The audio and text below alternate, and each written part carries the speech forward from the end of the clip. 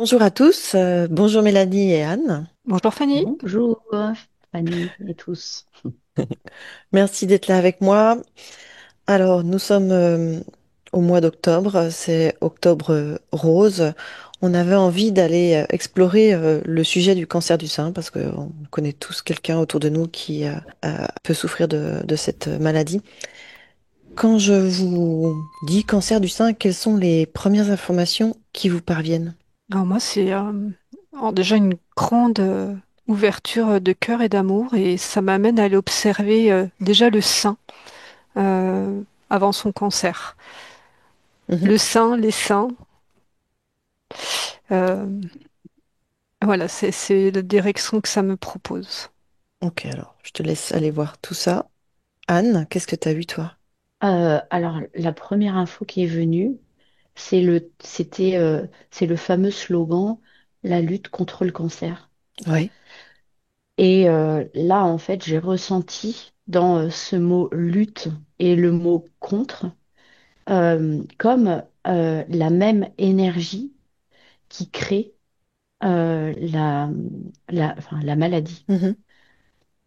Comme si finalement, si ça pouvait être reformulé dans le sens de la rémission ou de la guérison, en tout cas l'énergie de vie, ce serait plutôt en fait d'y mettre une énergie qui serait dans le sens euh, euh, d'accueillir Mhm. le cancer du sein, en tout cas le message du cancer du sein, comme un message en fait à recevoir et donc de pouvoir ressentir une forme d'apaisement, en tout cas, et de paix qui se réinstalle. Mhm. Donc l'énergie, on va dire, qui pourrait être contraire à l'énergie de lutte, où il y a quelque chose en fait qui... Voilà. Donc, alors c'est la première chose qui est venue. Mhm. Donc c'est en fait comme si à travers le cancer du sein, c'était la possibilité, voilà, de pouvoir retrouver une forme de paix en recevant, en fait, déjà le message euh, qui, qui a généré euh, cette atteinte-là. Justement, comment vivre ça, accueillir ce message dans la paix? Parce que c'est vrai que c'est pas la première chose qui vient à l'esprit quand on a le diagnostic. Est-ce que tu peux regarder, Anne? Mm. Mélanie, est-ce que tu allais Euh, observer les seins sans ouais, vue? ah ouais, c'est en fait déjà, enfin, c'est les seins et la féminité Oui. et vraiment je vois voilà une femme avec de magnifiques seins rayonnants, vraiment et un rayonnement qui est proposé au monde. Et toi, j'avais cette phrase qu'on connaît cacher ce sein que je ne saurais voir. Mhm. Et c'est comme si déjà, alors toi là, je suis sur une femme africaine, toi, ou qui sont habillées, voilà, qui ont les seins qui ne sont pas cachés, qui sont ornementés avec des colliers, avec un pagne. Et il y avait cette fonction du sein. Alors, ça partait, toi,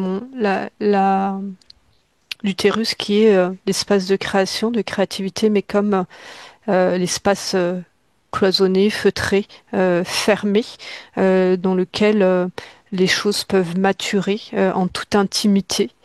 Et le sein, c'est comme si c'était la vie et l'entretien de la vie et la participation à la vie, comme vraiment le pont entre le,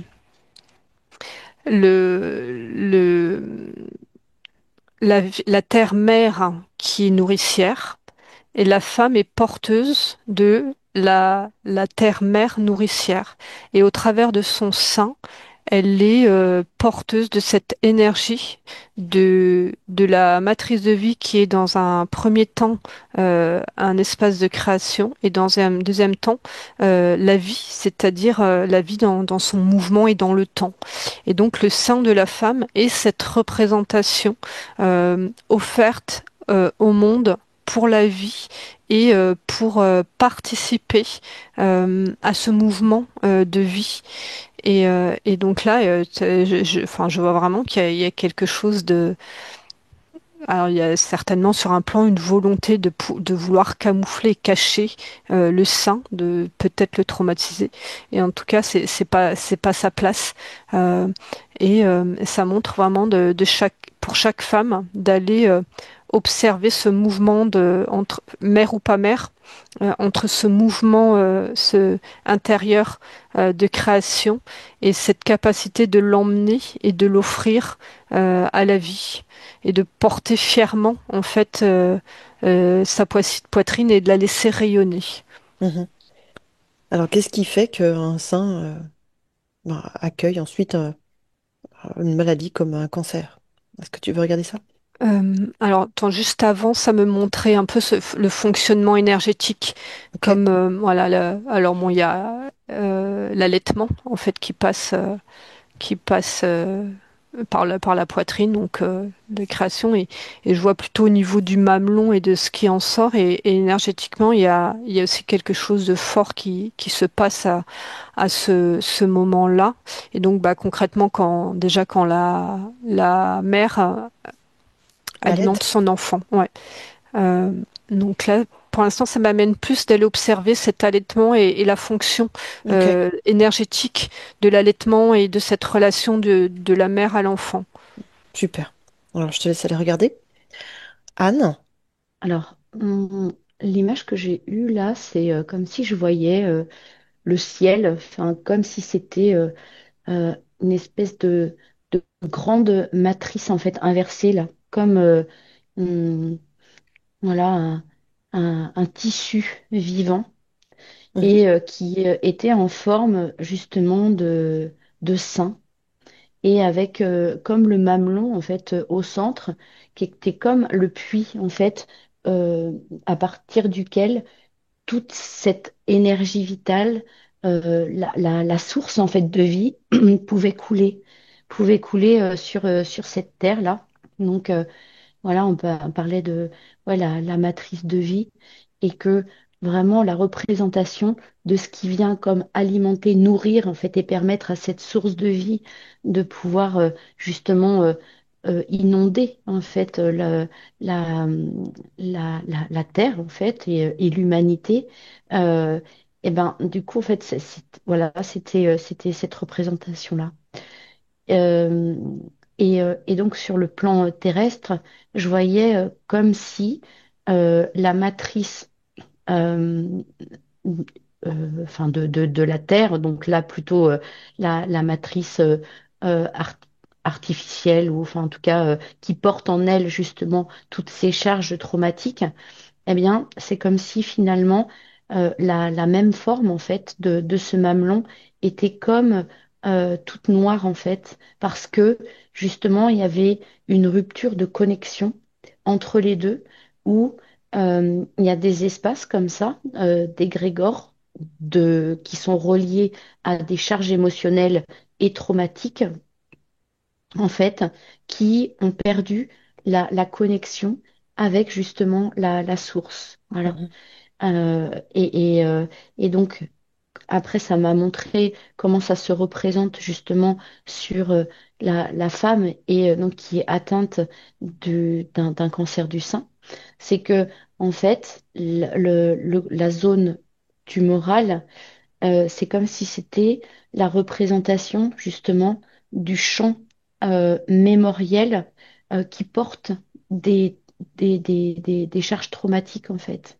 Donc comme si ça racontait finalement aussi une histoire d'un vécu, d'une charge où là il y a encore il y a de l'affect, ça peut être relié à un traumatisme vécu comme la perte d'un enfant ou le fait de ne pas plus avoir d'enfants, ou comme si ça avait coupé la propre fonction nourricière de la femme, en fait, avec elle-même.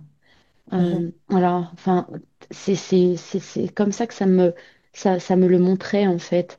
Et que du coup, bah, quand cette zone, elle est plus nourrie, finalement, eh bien, il y a comme, voilà, cette manifestation de cette charge, en fait, qui se reproduit sur le plan physiologique. mhm. Euh, Ouais. Ok.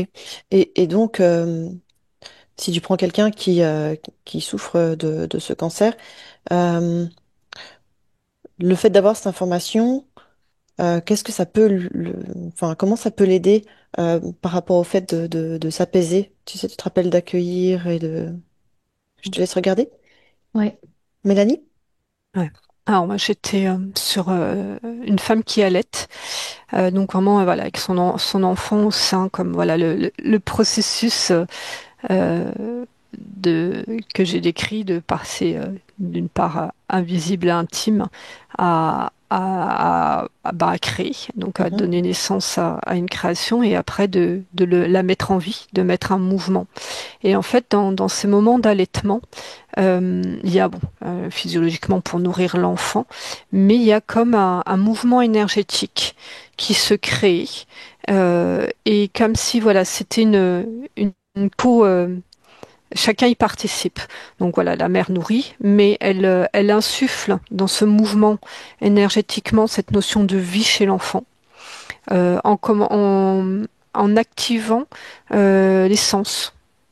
Les sens. mhm, Je vois déjà en activant le goût, euh, en l'odeur, le toucher. mhm, Euh, il y a déjà ces moments en plus voilà avec le pot à pot.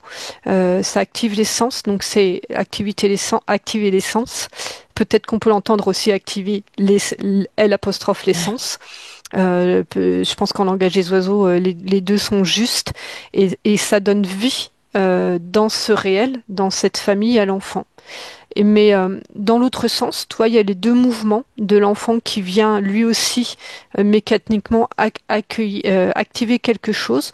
L'enfant par sa constitution presque de petites boules de lumière, donc vraiment dans son état le plus pur énergétiquement, vient aussi comme réinitialiser, réinformer l'énergie de la maman, comme l'aider à se remettre à son point zéro, à son point d'origine, sa propre mouvement. Et donc il y a, si on dézoome, comme dans ces moments-là, un mouvement énergétique qui se fait et du coup qui est plutôt à l'origine de l'enfant, là celui que j'observe, et qui vient nettoyer les mémoires, les stress, les émotions. En plus, bon, au niveau des hormones, il me semble que pour les deux, il y a des libérations d'hormones hein, qui viennent aussi mhm. créer des apaisements. Donc ça crée cette sphère-là et énergétiquement, ça participe au nettoyage des traumatismes portés par la mère ou même transgénérationnels. Et toi, ça me fait une parenthèse avec, alors bon, sans absolument aucun jugement sur les mères qui allaitent pas, mais en tout cas, ce mouvement de séparer très tôt la mère de l'enfant, de défusionner, enfin comme voilà la bien-pensance sociétale qui vient comme ça mettre beaucoup de jugement sur cette relation-là et finalement qui est là que pour séparer et pour interdire ce moment-là qui est très très précieux pour l'enfant, mais pour la mère aussi en tant que femme, et que ça la déploie et ça la connecte à vraiment son pouvoir de femme et pouvoir créateur. Et voilà, Anne en a parlé avec cette matrice artificielle qui a pour objectif d'entretenir et créer le traumatisme fait à la femme, la place où on la met, différentes époques. Hein, il y a toujours eu, même il y a eu des combats dits, mais en tout cas à partir du moment où la société était moderne, il y a quand même eu toujours une volonté, voilà, de la mettre à part, enfin, de lui faire perdre ses pouvoirs. Par la société, les lois ou les traumatismes. Et en tout cas, du coup, cette séparation de l'enfant dans son accueil qui devrait être le plus naturel possible fait aussi que la femme n'a plus cette possibilité énergétique de faire aussi ces nettoyages-là. Et donc voilà, d'inviter toutes les jeunes mamans d'être dans cette conscience-là quand elles allaitent, d'être attentifs ça montre l'allaitement voilà, par les deux côtés. Et puis bah, pour les femmes qui sont plus en âge d'avoir des enfants ou qui n'en ont pas eu, c'est un chemin intérieur à faire comme ça en introspection, en méditation.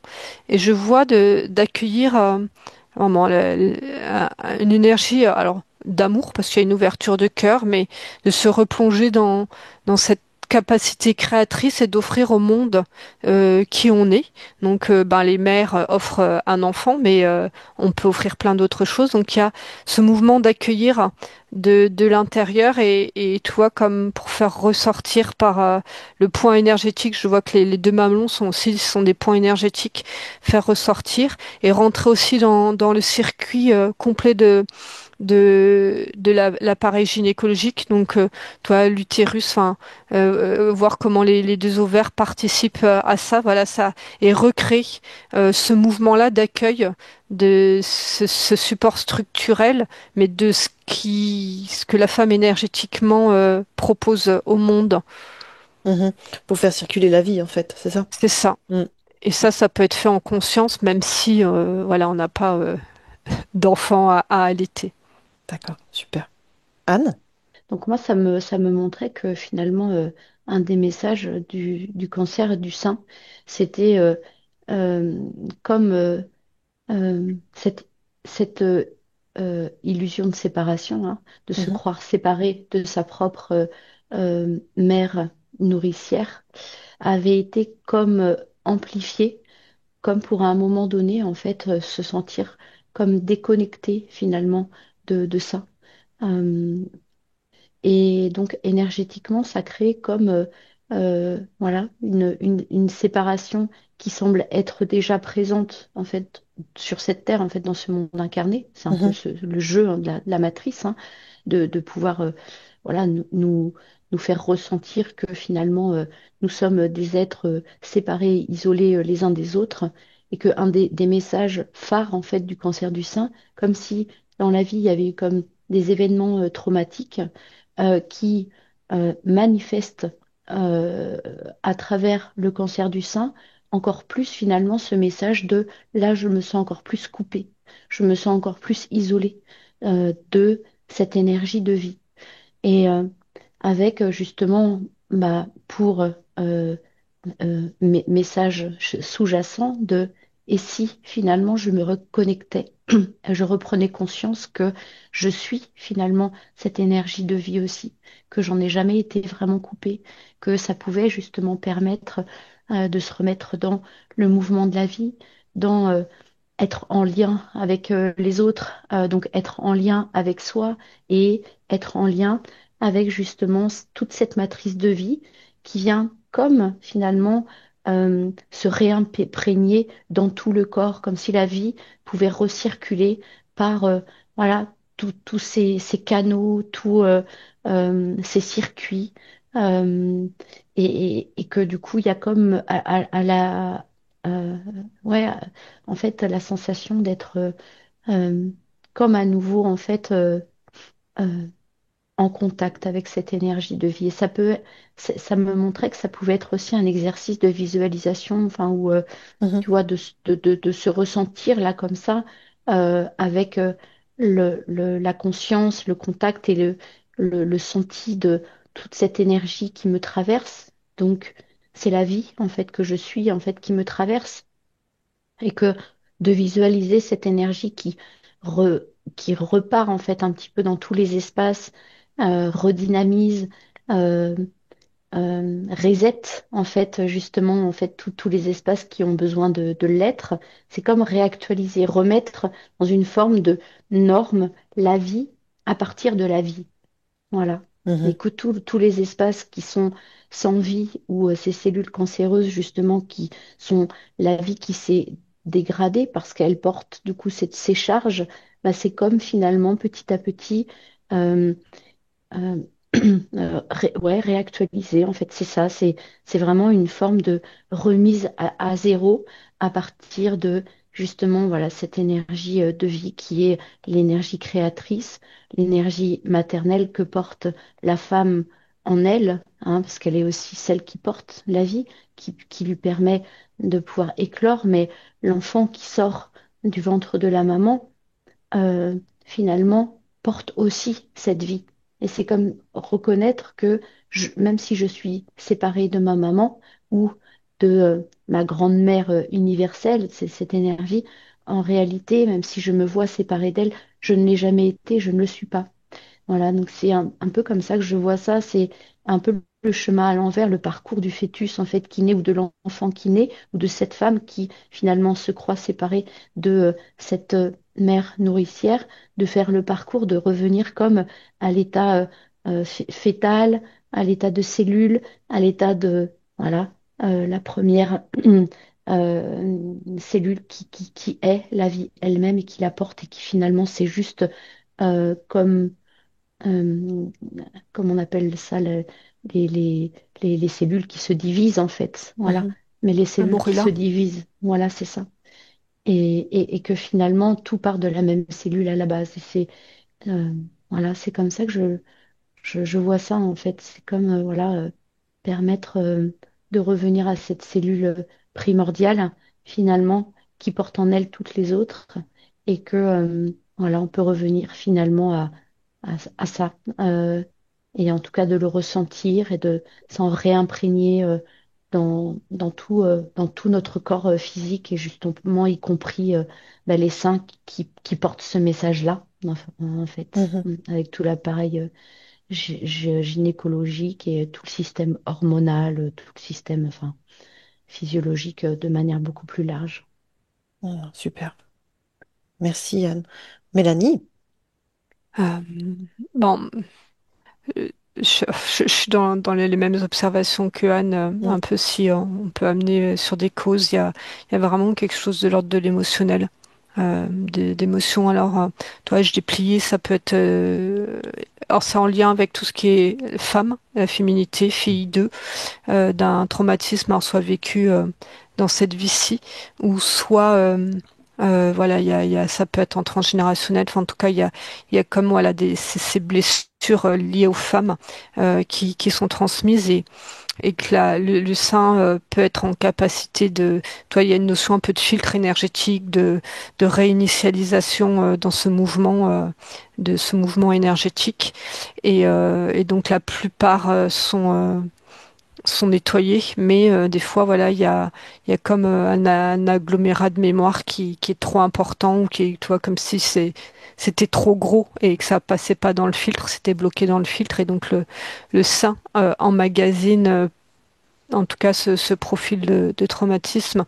Il y avait aussi voilà le questionnement de on va dire de la chimie, de l'environnement physique ou de ce qui peut être injecté, ingéré. Euh, c'est comme ils agissaient plus en catalyseur de traumatisme existant. C'est-à-dire que sans ça, peut-être que le sein aurait été en capacité de filtrer. Donc, c'est comme si le seuil de filtrage de l'émotion stagnante ou traumatique était différent, comme si le maillage s'était un peu resserré. Et ce qui fait que ce qui naturellement le sein aurait pu être en capacité de nettoyer les moins et peut créer des cancers plus précoces que, euh, que s'il n'y avait pas d'environnement chimique. Donc c'est pour ça que ça reste quand même très individuel en fonction de l'environnement où on est, que pour certains ça se déclenche ou pas, parce qu'il y a de toute façon ce terrain traumatique ou porteur qui est là. Mhm. Ok. Donc, qu'est-ce que vous voyez? Bon, Anne, tu parlais de cette visualisation. Et toi aussi, Mélanie, le fait de faire ce nettoyage là, énergétique. Est-ce qu'il y aurait un autre conseil, une autre chose qui pourrait aider? Moi, j'ai cette phrase-là qui vient là, depuis tout à l'heure, c'est je suis cette conscience universelle en fait qui porte la vie parce qu'elle l'est elle-même. Mhm. Euh, voilà, comme si dans cette phrase, il y avait beaucoup d'éléments en fait qui nous permettaient et de nous sentir finalement cette conscience de vie. Voilà, cette conscience universelle qui unit, universelle. Donc, il y a aussi le vers elle, il y a elle, il y a aussi voilà, cette notion de féminité.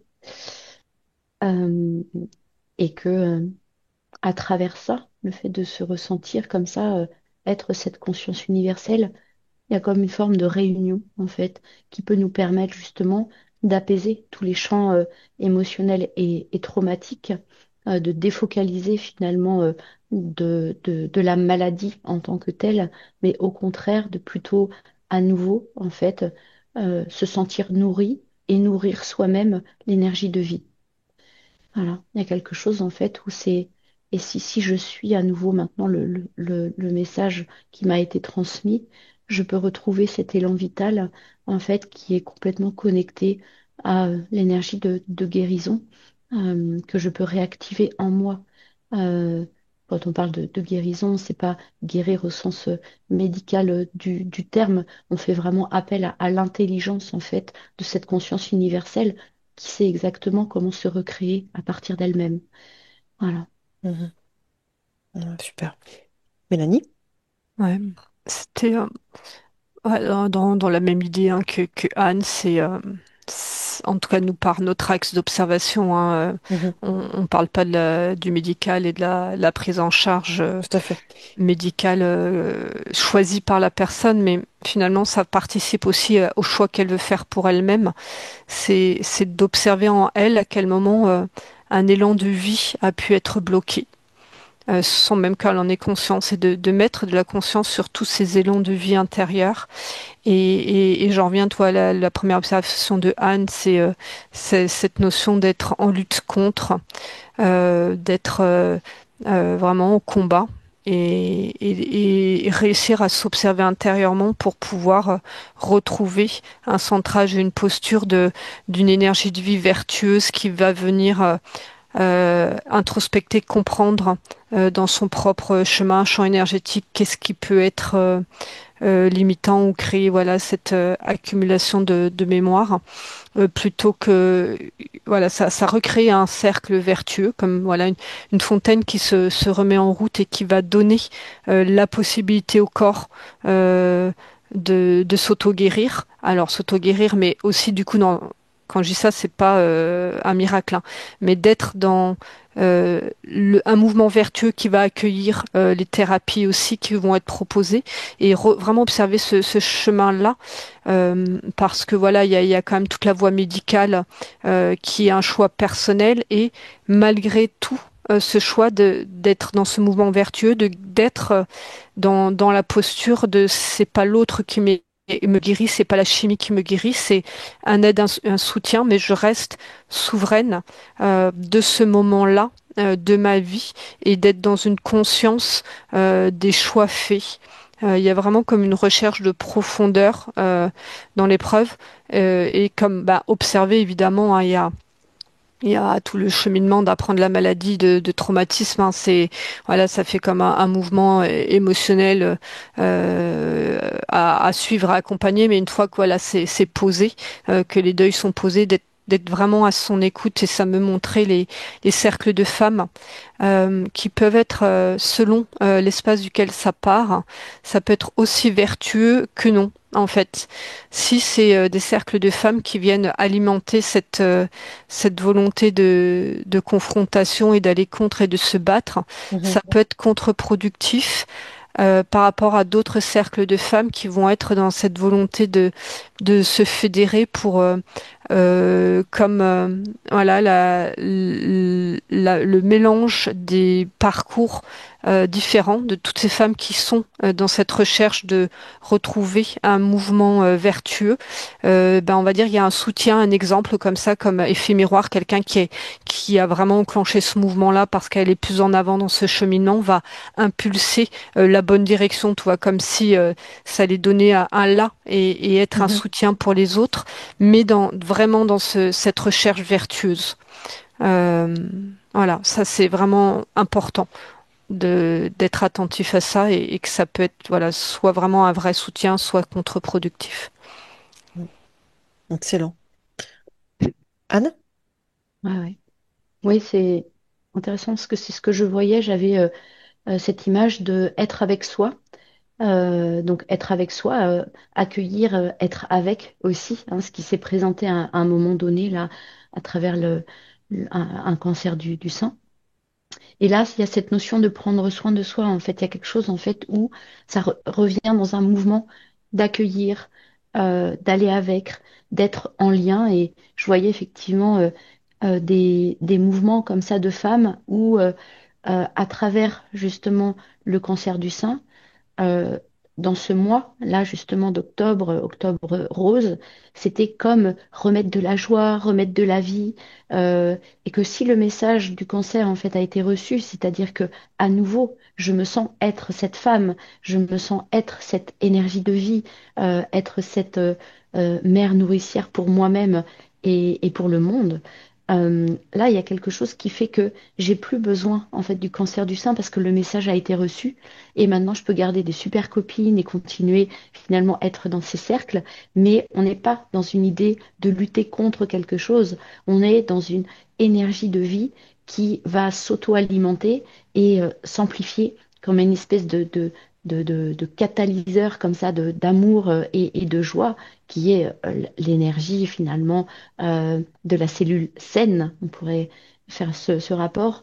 Euh, Alors que finalement, dans l'idée de contre, où, comme disait Mélanie, certains cercles finalement vont se servir du cancer, mais en fait j'ai besoin d'avoir mon cancer pour pouvoir continuer finalement à être dans ce genre de cercle ou à avoir au moins un leitmotiv de combat pour finalement avoir cette sensation que j'ai, voilà, je sers à quelque chose. Et du coup, dans cette notion de servir et d'utilité, c'est comme si c'était relié finalement au traumatisme, quand j'ai eu la sensation d'avoir été coupée de cette énergie maternelle, de cette énergie de vie, c'est que peut-être il y a eu un sentiment, conscient ou inconscient, de ne plus être utile dans ce monde. Et que, en fait, être utile, c'est plus à travers une maladie, à travers un symptôme, à travers un rôle ou un traumatisme, c'est au contraire parce qu'il y a eu ça que maintenant je me sens utile en tant qu'être. Et là, je peux être au service de n'importe quelle cause, mais j'existe finalement en étant juste au service et j'ai plus besoin finalement de tout ce qui en découlait ou de tout ce qui a fait que. Voilà. Et il y a quelque chose qui se relie au cercle vertueux dont parlait Mélanie. Ben justement, comment peuvent accompagner, enfin, les familles, les êtres qui sont proches de quelqu'un qui a un cancer du sein, quels seraient les conseils pour ces accompagnants? Mais, c'est marrant parce que c'est ce sur quoi j'étais, c'est sur le cercle des hommes. Alors dans cette notion de cercle des femmes, il y a comme différents cercles en fait, avec voilà les femmes directement concernées euh, par le cancer, donc qui ont réellement vécu ce cheminement. Il y a comme ça ce besoin de serrer les coudes entre personnes ayant vraiment vécu le même traumatisme. Il y a ce cercle de femmes plus élargi, donc tout l'entourage familial, amical qui peut aussi donc là être dans un cercle vraiment d'être là, pour le coup, il y a très homme-femme, d'aller plonger dans la féminité, dans tout ce qu'on a dit jusqu'à présent. Donc, tout le monde peut être concerné, mais même s'il y a des moments où les femmes qui sont atteintes du cancer ou qui l'ont été ont besoin de se regrouper, il y a aussi des moments où ça peut être élargi. C'est ce soutien-là que peut faire les personnes, l'entourage. Et là, j'avais les hommes, et c'est parce que c'était les hommes dans tout ça. Et je vois que les hommes, il y a une proposition de faire leur cercle d'hommes et quelque part d'être, parce qu'il y a une impuissance, il y a une impuissance, un inconnu pour eux de ce que vivent leurs femmes ou leurs sœurs, leurs amis, et même ouais, une vulnérabilité. Donc là, il y a une proposition qui se regroupe, même si c'est que deux ou trois entre hommes pour pouvoir poser déjà, alors de parler, déjà un cercle de parole euh, pour pouvoir déposer et en toute simplicité, sans voilà, ouvrir leur cœur, ouvrir leurs émotions, s'autoriser à partager ce que eux vivent de leur côté et petit à petit construire des cercles d'hommes qui vont gagner euh, euh, excusez-moi, mais la puissance des cercles de femmes. Il y a comme si les cercles d'hommes étaient, il y avait toute une genèse à recréer et qu'en même temps, c'était au service de la guérison du masculin. Et au milieu de tout ça, de cette femme qui retrouve sa force et sa puissance, qu'est-ce que moi, j'ai à vivre, à retirer de cette expérience d'homme au travers du traumatisme que vit ma femme, mon amie ou ma sœur? et de d'être voilà de se proposer ce moment-là et d'être à cette genèse-là jusqu'à ce que le cercle soit dans ce mouvement voilà de puissance et vertueux et qu'il y a un moment je vois que il y a voilà il y a même s'il y a quelques wagons de retard un équilibre énergétique et en tout cas quand il y a un équilibre énergétique entre les deux il y a par moment cette rencontre-là comme je vois un homme, une femme, voilà, qui vient se rencontrer. Et même là, c'est plus de l'ordre de méditation commune ou quelque chose où il n'y a pas besoin de déposer, de parler. Il y a comme un cercle de présence. Mhm. Et vraiment, voilà, c'est un challenge pour les hommes, mais alors c'est un sacré beau challenge, hein. Oui, et puis tu dois pouvoir voir ce que ça produit. Ça doit être assez porteur, en fait, Mm. soutenant, c'est ça, pour la femme? Euh, Pour- alors, pour la femme, oui, et surtout pour rééquilibrer. Euh, Parce que comme l'homme est dans ses propres tourments, il y a comme quelque chose de lourd que la femme peut être en plus de son propre chemin porté. Alors ça veut pas dire que c'est le cas tout le temps, hein. Et comme si là l'homme se prenait en charge et retrouvait ben, ce dont il a été castré aussi, parce qu'on parle de la maltraitance faite aux femmes beaucoup, mais l'homme a été castré dans cette histoire aussi. Et donc de retrouver voilà cette force intérieure et voilà jusqu'à faire ce cercle, alors je sais plus comment, de présence. Mhm. Merci Mélanie. Anne? Ah, ça me montrait qu'effectivement, il y avait quand même différentes phases au travers justement du cancer du sein et de quand c'est annoncé au travers d'un diagnostic, les phases aussi hein, qui sont traversées. Donc là, il peut y avoir une phase de déni, une phase voilà, une phase de colère, Colère. ouais, jusqu'à la phase d'acceptation. Et que pour les accompagnants, ça peut être assez difficile parce que, bah, en fait, ces phases, elles doivent être évidemment vécues hein, par la femme, mais en tant qu'accompagnante ou accompagnant, c'est aussi finalement d'être juste disponible d'être là, d'être disponible, d'être en écoute. Et ce qui n'est pas forcément évident, de pas forcément être dans une forme de jugement, hein, des mouvements qui peuvent être vécus, parce qu'il y a aussi, en tant qu'accompagnant, à prendre soin de ça et en prendre soin de soi Mhm. que l'homme qui accompagne la femme peut être complètement démuni, mais qui n'oublie pas que lui aussi, en fait, il peut aussi traverser des phases d'inquiétude, des phases de charge émotionnelle, des phases de ras-le-bol, ou voilà, et que c'est pas parce que justement sa femme, par exemple, ou sa fille, ou enfin, est atteinte du cancer, que pour autant ça doit prendre toute la place.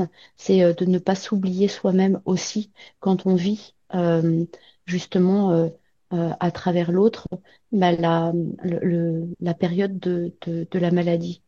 Il y a voilà, comme si ça invitait chacun en fait à ne plus s'oublier soi-même.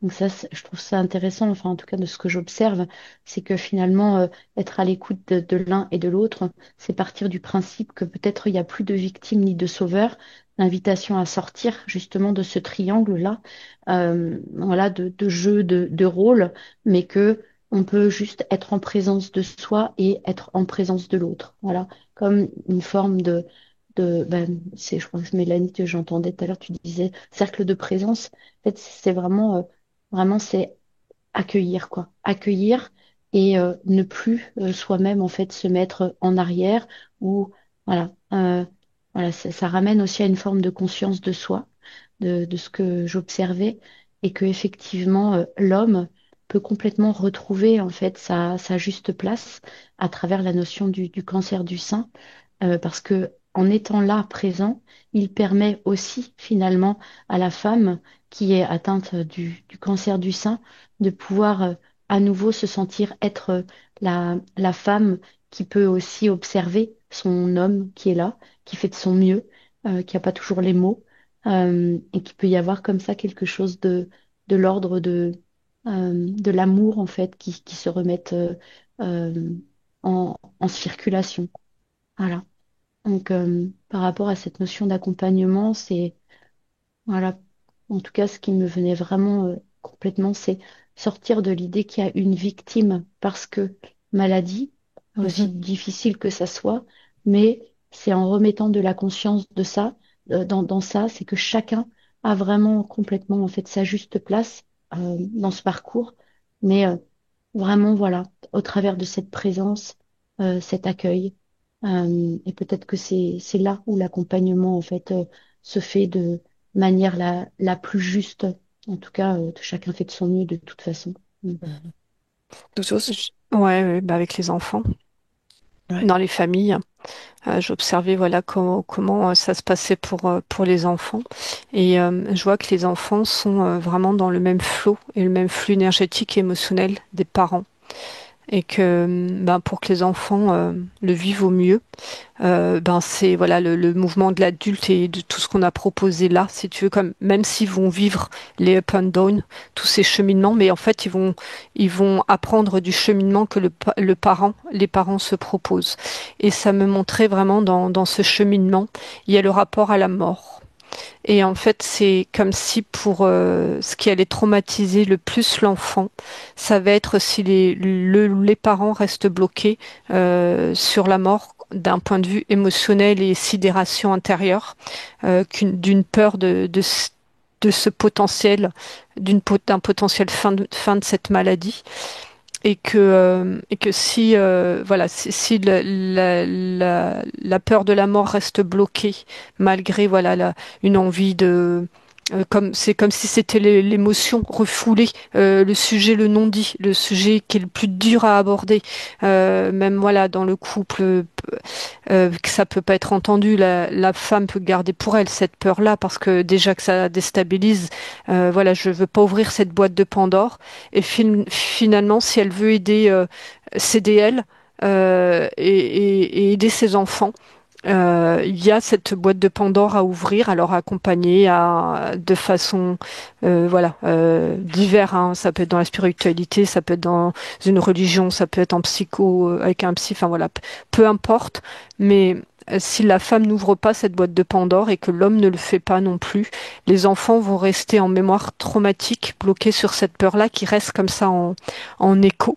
Et du coup, eux emmagasinaient en fait ce traumatisme-là comme leur. Alors, et ça l'est en partie, mais amplifié.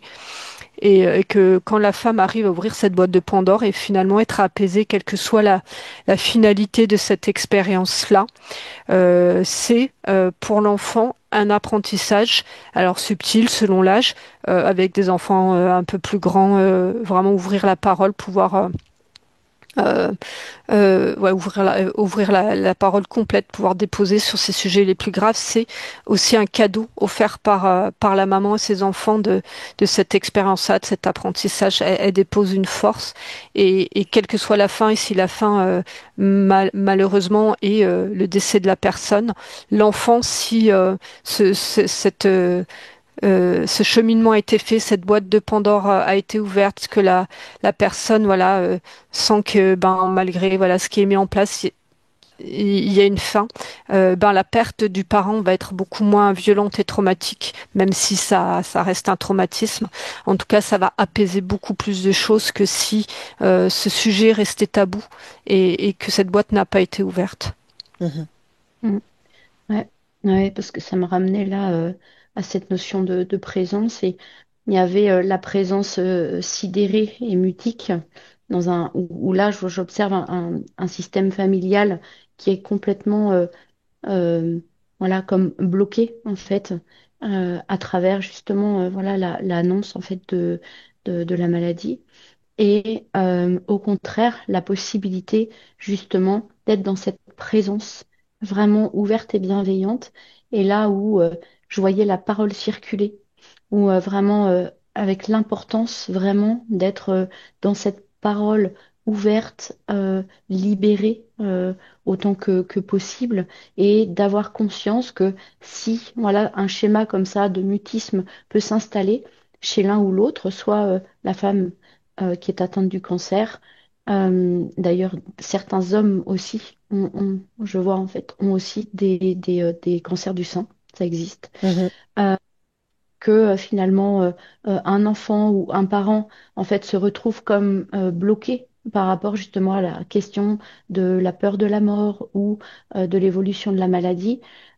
Avoir cette justement conscience de soi, ce qui était observé tout à l'heure, c'est justement de pouvoir avoir la capacité, quand c'est difficile de parler d'un sujet, soit de faire appel justement à une aide extérieure pour accompagner justement en fait voilà la possibilité que euh, r- en fait il y ait cette vie et cette parole vivante qui continue en fait à circuler et que ça n'empêche pas qu'il y ait des difficultés, des obstacles, mais c'est pas pour ça qu'en fait on en reste victime et bloqué et que c'est voilà l'opportunité de pouvoir continuer voilà à communiquer, à être attentif aux différents sujets, voilà, et que c'est aussi un moyen de rester voilà, dans cette communion, en fait, les uns avec les autres, malgré ce que chacun peut vivre individuellement. Et voilà, et que chacun peut finalement avoir accès à ses propres réponses ou à ses propres aides, mais ça demande justement d'être dans cette présence ouverte et attentive. Voilà, Ouais, il c'est ce s'agit que je vraiment pourrais de, dire. ouais, de faire circuler cette énergie de vie finalement aussi bien dans le corps que dans l'entourage en fait. C'est ça. Tout à fait. Ouais, ouais. Ok. C'est une systémie en fait qui retrouve justement un cercle vertueux là dont on Mm. parlait tout à l'heure où à nouveau voilà c'est ce qui peut comme ça recréer une forme d'harmonie de cohérence en fait. Mhm. Merci beaucoup les filles pour toutes ces informations en espérant que ça puisse aider aussi bien les personnes qui en souffrent que leur entourage. Quoi qu'il en soit, ben voilà, faisons circuler cette énergie de vie, c'est ça qui compte le plus. Merci beaucoup, Mélanie et Anne. N'hésitez pas à vous abonner à la chaîne, à cliquer sur le petit pouce en l'air et à nous laisser un joli commentaire. Merci, à bientôt. Merci Fanny. Merci.